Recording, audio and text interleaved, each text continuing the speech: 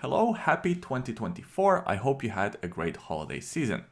To begin 2024 on the right foot, I think it's time to close the chapter on 2023. And what better way to do so if not to talk about some of the most disappointing watch releases of last year. Let's begin with Breitling Top Time B21 Classic Cars Chronograph Tourbillon collection. There are several reasons why this Breitling is on the list. First of all, I'm not a huge fan of this design. I think it's been put together haphazardly because tourbillon is a very beautiful complication, but then you have these exposed screws on the dial that don't really go well with the overall kind of classic look of the watch.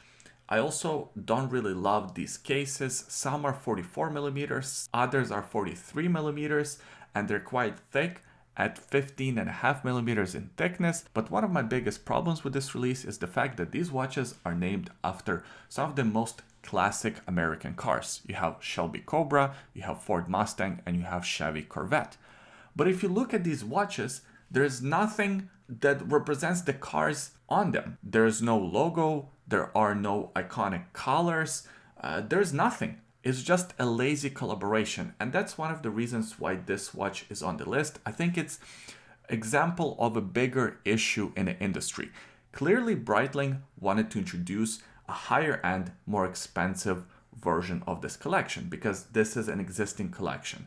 They wanted to introduce a tourbillon, they wanted to move up in a higher price category. They kind of looked around seeing what collection they have available. Oh yeah, we have these B21 Classic Car Collection watches. Let's just stick a tourbillon in them and sell them for $47,000. Should we modify the dial in any way? Should we make them special in any way? Nah, that's okay.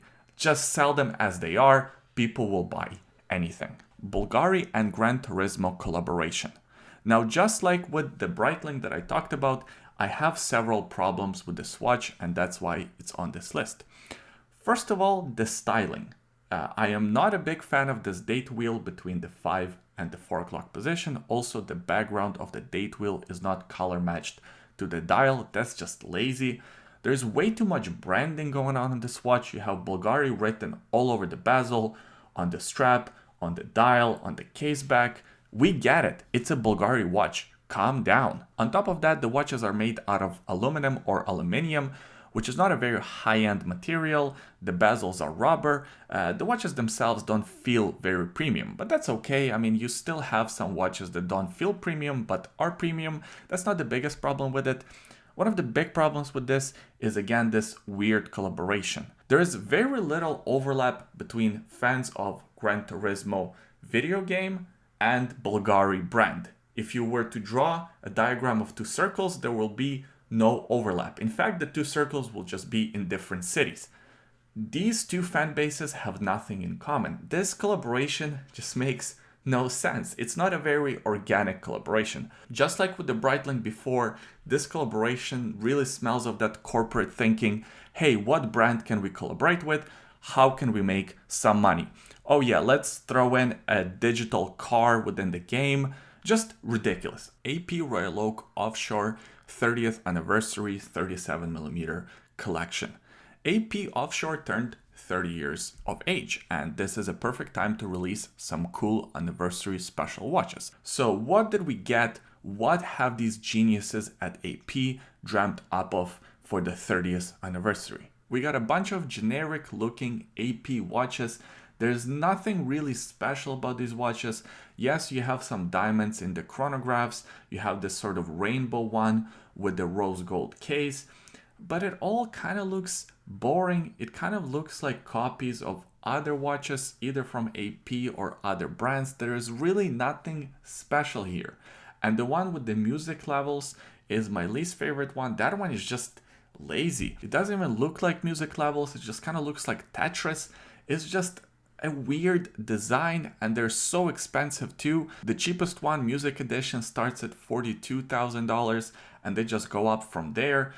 The yellow gold one with diamonds is something like $111,000. These are just ridiculous watches for rich people that don't know where to put their money, and they're buying these. Really disappointing collection. It just feels like AP has lost its way, and that's partially why this collection specifically is on the list.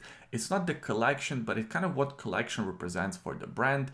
It feels like they don't have a vision anymore, and they're just trying to capitalize on the popularity of the Royal Oak as a brand, as an entity, and just trying to throw out as much as possible to the market and see what people buy, see what sticks. Zanth Defi Extreme Mirror. So unlike other watches, I actually have to applaud Zanth for trying something new. These guys weren't lazy. They actually tried something different. They took a shot, so I have to applaud them for that. But the shot that they took, in my opinion, has missed. So it has all polished surface. The case is all high polish, the bracelet is all high polish, the clasp is all high polish, even high polish finishes on the dial itself. It is supposed to reflect the light like a mirror, which in theory is kind of a cool idea, but not for a wristwatch. If you wore an all polished watch with a polished clasp, you know what this watch would look like after 2 months of wear. It would look like crap. It's gonna have a lot of micro scratches and it's not gonna look like this anymore. With this sort of angular design and all polished finish, the watch, to me at least, just kind of looks cheap. On top of that, the watch is just too expensive. It's almost 30,000 US dollars, which is almost double of how much a standard Zanth Defi costs.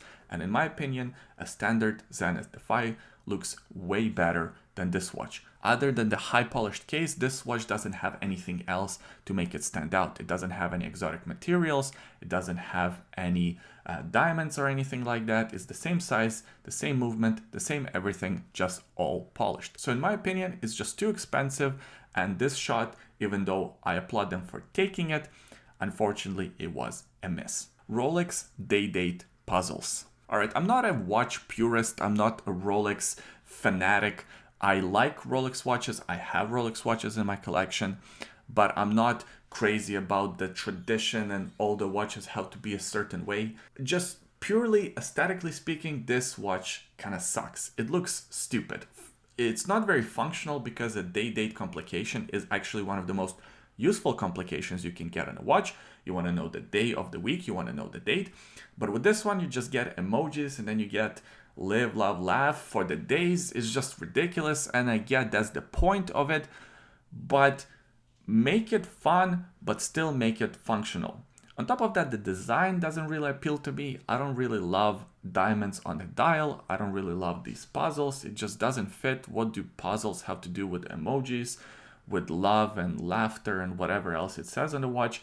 It's just a stupid release. It doesn't work. And in my opinion, just like a few other watches on this list, is this giant corporation trying to appeal fun and young and youthful. And it just looks desperate. It looks lame. This is a very lame attempt at making something cool. Scuba 50 Fathoms, Blancpain, and Swatch. This watch appearing on this list is not exactly for the reasons you probably assumed I put it on. Yes, the design is stupid, it's too colorful, it's plastic, it's whatever. I just really dislike what this watch represents. Just like with a few other watches, it's this corporate greed. Okay, so we have two products, how can we combine them to make more money? And also we need to create some sort of marketing spiel behind it. We need to sell this watch. Oh yeah, I know, let's sell it on the cleanness of oceans. Let's have each model represent a different ocean, a different creature living in the ocean, and let's promote this harmony and ecologically friendly practices. Great. But let's put it in a watch that is literally disposable. This watch is powered by an automatic movement, but the movement is not serviceable. So let's say the watch lasts you 10 years at most. After that, you have to throw it out. It goes against everything, at least to me, what wristwatches should represent. It should be this timeless item that you buy once and then you can pass on to the next generations. And I know it's silly to expect that from like a $300 watch, but from these giant companies, especially a company like Blancpain, I was expecting something a little more. I mean, the strap, for God's sakes, is made out of old fishing nets because they're trying to be so eco-friendly, yet they made a watch that is 100% disposable. Louis Vuitton Tambor Street Diver Chronograph Skyline blue. There are a bunch of other luxury brand fashion watches that could have appeared on this list, but for some reason, out of all of them, I hate this one the most.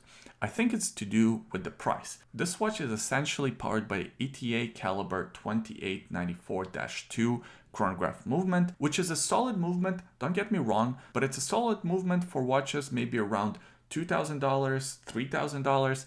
This watch here is $10,000. Who the hell is buying these watches?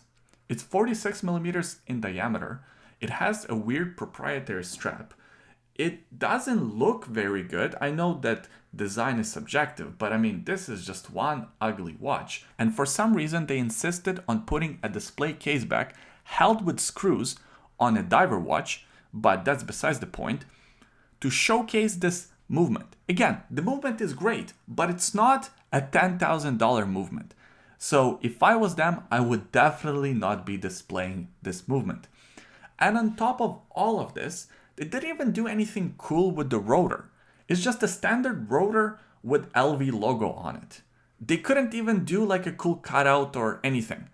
This watch is pure money grab. I mean, luxury watches in general are not a great deal, but a few watches that I mentioned here just really cross that line, at least in my opinion. And that's it. That's the video, 7 disappointing watch releases in 2023. Leave your comments in the comment section below. Let me know if you agree with my picks. What other watches would you nominate for this list? Leave your thoughts below. I always enjoy reading your comments. Thanks for watching this video all the way until the end. Give it a thumbs up, subscribe to the YouTube channel, and we'll see you next time. Bye.